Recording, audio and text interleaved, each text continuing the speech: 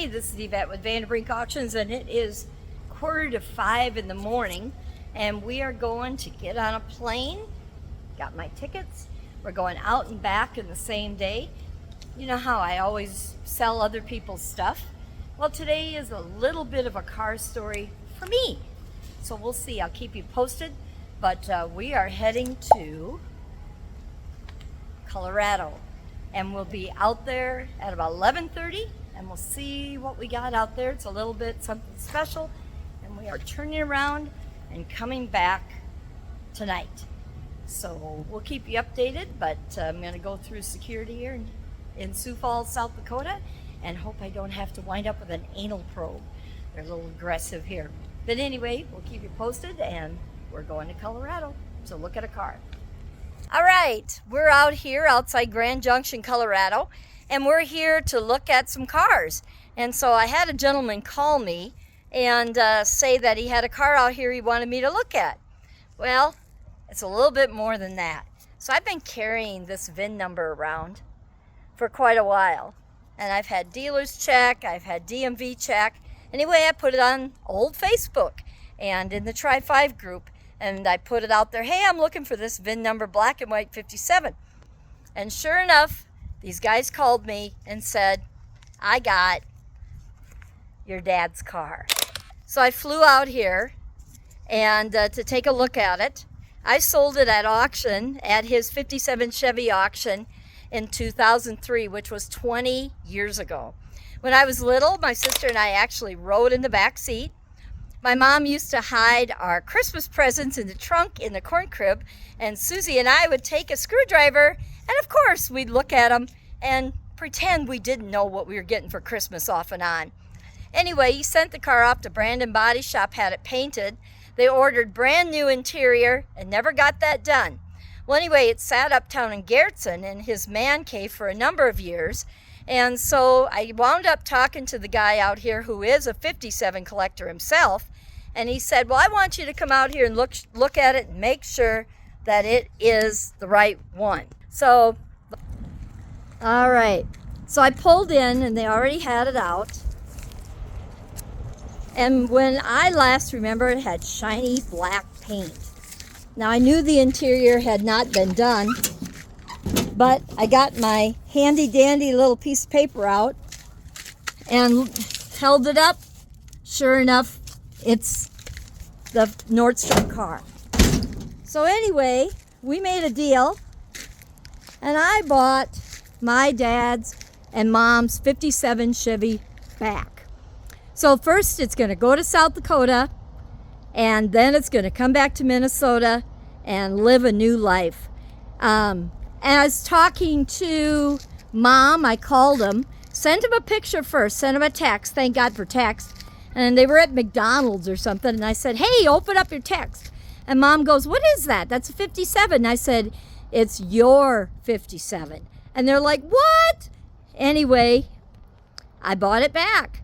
And then she goes, we still got that brand new interior in the basement and a floor mat and all that. And I said, well, I guess I'll be needing that. So anyway, not too often you get a chance to buy back a family car. I know at Lambrick Chevrolet we had 7 families buy back their cars. The gentleman here has 90 57s and said he does not usually sell, but he sold this one back to me. I tried to buy it for quite a long time, but Dad said buy it at the auction, and I didn't, and I bought a 65 Chevelle Super Sport. And he got a little torqued off about that. So ever since then, I thought, you know what, if I could, I'm going to find that back again. Well, we opened the trunk, and there's no Christmas presents in there. It does need an interior. Thank goodness Mom didn't throw that out. But, you know, I don't remember when he got it. I remember when it came home, and I was real little. But it needs the interior done. And so I happen to be in the spot and in the position right now that I was able to do this. So I bought back a family car.